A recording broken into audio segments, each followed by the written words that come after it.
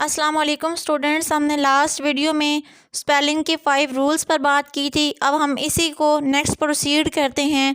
Rule for single syllable. In a case of single syllable double L is written at the end of a word. Example call, tall, thrill. इसका मतलब ये है कि जब एक single syllable यानी एक ऐसा पार्ट है वर्ड का जिसके अंदर सिर्फ एक वोवल साउंड हो, अगर एक सिलेबल यूज़ हो रहा है तो उसके एंड पे हम डबल एल को यूज़ करेंगे। जैसे कॉल, कॉल में सिर्फ एक वोवल है ना ए, टॉल में भी सिर्फ एक वोवल है, थ्रिल में भी सिर्फ एक आई जो है वो वोवल है, इसलिए हम इनमें इनके लास्ट पे डबल एल कर देंगे, सिंगल एल को यूज़ नहीं करेंगे। Rule for a word having 2 और मोर syllable. In a case of 2 or more syllables, double L is not written at the end of a word. अगर 2 या 2 से ज़्यादा सिलेबल यूज़ हो रहे हैं तो हम फिर सिंगल एल को यूज़ करेंगे, डबल एल को यूज़ नहीं करना। डबल एल सिर्फ उस केस में होगा वर्ड के एंड पे अगर एक सिलेबल यानी एक वोवल साउंड सिर्फ होगी तो। Example full, beautiful. अब फुल जो था ये सिंगल सिलेबल है ना, तो इसके अंदर डबल एल यूज़ हुआ है। देखिए एक यू जो है ये वोवल साउंड है, सिर्फ एक वोवल साउंड फुल में यूज़ हुई थी तो डबल एल फिर एंड पे यूज़ हुआ है। लेकिन ब्यूटीफुल में बी यू टी फुल, इसमें कितने ज़्यादा वोवल साउंड यूज़ हुए हैं ना, तो इसमें फिर सिंगल एल एंड पे आएगा। Rule for Y. If letter E comes at the end of a word then it is replaced by Y. अगर कोई भी वर्ड है उसके एंड में ई है और हमने उसे वाई में कन्वर्ट करना है, यानी उसे उस फॉर्म में लेके आना है जहाँ उसके एंड में वाई आए, तो हमें उस ई को फिर कंसीडर नहीं करेंगे। जैसे एबल है, हम एबल से एबली बनाना चाह रहे हैं तो हम एबली बनाते हुए उसमें ई नहीं लिखेंगे, single A B L Y. If a word ends with Y. अब ये सेकंड रूल है कि अगर जो कोई भी वर्ड है वो वाई के साथ एंड होता है एंड बिफोर वाई और वाई से पहले 2 same consonants are present then we use I L Y. अगर एक वर्ड है वो वाई पे एंड हो रहा है और वाई से पहले 2 एक जैसे कॉन्सोनेंट्स हैं तो हम उसके साथ सिर्फ वाई नहीं लगाएंगे, आई एल वाई लगाएंगे। जैसे हैप्पी है, हैप्पी जो है वो वाई पे एंड हुआ है ना और उससे पहले 2 सेम कॉन्सोनेंट्स यानी पी है तो हम इसे हैप्पीली लिखेंगे, आई एल वाई इसके एंड पे लिखेंगे हैप्पीली। हमें ये कन्फ्यूजन रहती है कि कहाँ पे एल वाई सिर्फ लगाना है, कहाँ पे वाई लगाना है और कहाँ पे आई एल वाई लगाना है। अगर तो आखिरी वर्ड जो है, आखिरी लेटर जो है वो वाई है और आखिरी लेटर से पहले 2 सेम कॉन्सोनेंट्स यूज़ हुए हैं तो हमने फिर आई एल वाई लगाना है।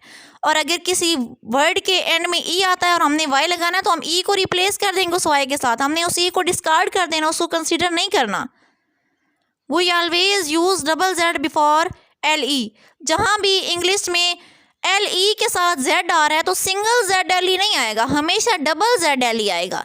जैसे पजल में P U double Z L E है, डेजल में D A double Z L E है।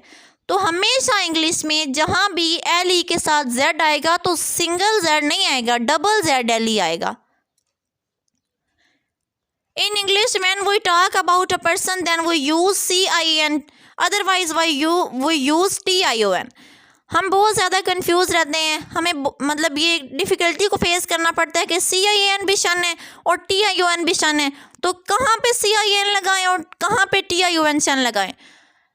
तो रिमेंबर दैट अगर पर्सन से मुतल्लिक बात हो, अगर पर्सन से रिलेवेंट हम बात कर रहे हैं तो हमने CIN लगाना है और अगर पर्सन से रिलेवेंट नहीं है तो फिर TION लगाना है। अब पॉलिटिशियन एक पर्सन है उसमें CIN शन आएगा, इसी तरह एक म्यूजिशियन पर्सन है तो उसमें CIN शन आएगा, लेकिन एक एंटिसिपेशन या एप्लीकेशन पर्सन नहीं है तो इनके एंड पे TION शन आएगा। Always remember that if we talk about a person then we use CIN tion. If we are not talking about a person then we use TION tion. First rule for ING.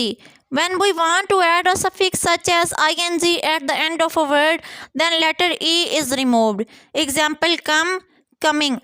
अगर हम किसी word के and में suffix को add करना चाह रहे हैं, सफिक्स वो होता है जो एंड पे आता है और प्रीफिक्स वो होता है जो पहले आता है, तो अगर हम किसी वर्ड के एंड में सफिक्स को यानी ING को ऐड करना चाह रहे हैं तो हम उसमें भी ई को कंसीडर नहीं करेंगे। जैसे कम में ई है एंड पे, लेकिन कमिंग बनाते हुए उसमें हमने ई को नहीं लिखना।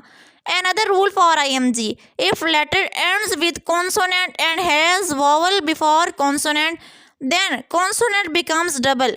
अगर एक जो लेटर है वो एक कॉन्सोनेंट के साथ एंड हो रहा है और कॉन्सोनेंट से पहले सिर्फ एक वॉवल है तो फिर हम उस कॉन्सोनेंट को डबल कर देंगे आईएनजी लगाने से पहले। एग्जाम्पल में देखें बिगिन, बिगिन में लास्ट वाला जो लेटर है वो एक कॉन्सोनेंट है और कॉन्सोनेंट से पहले एक ही वॉवल है, तो ऐसी सूरत में हम एन को डबल कर देंगे आईएनजी लगाने से, यानी लास्ट लेटर को हमने डबल कर देना आईएनजी लगाने से पहले। Rule for S and E S: if letter E, I and Y come after G, then G gives ja voice. अगर जो है G के बाद E, I या Y यूज़ हुआ है तो फिर वो जा की आवाज़ देगा, otherwise G gives go voice. इस सूरत के अलावा G जो है वो गौ की आवाज़ देगा। एग्जाम्पल देखिए, G के बाद E है तो जीन की आवाज़ दे रहा है, G के बाद I है तो जायंट की आवाज़ दे रहा है, G के बाद Y है तो जिम की आवाज़ दे रहा है। If a word ends with G, then gives ga voice. अगर जो G है वो एंड हो रहा है G से, अगर कोई वर्ड है वो G से एंड हो रहा है तो वो वहाँ पे गा की आवाज़ देगा। जैसे रग, शरग, अब ये एंड पे G आया है, अगर G एंड पे आएगा तो वो गा की आवाज़ देगा, और अगर वो शुरू में आएगा और शुरू में उसके बाद E, I या Y है तो वो फिर जा की आवाज़ देगा। मैंने एग्जांपल दी है ना, जीन की, जायंट की, जिम की, इन तीनों में E, I और Y यूज़ हुआ है इसलिए जी की आवाज़ दें। कुछ वर्ड्स हैं जर्मन के जिनमें ये रूल अप्लाई नहीं होता, लेकिन इंग्लिश के सारे जो वर्ड्स हैं उनमें ये रूल अप्लाई होता है।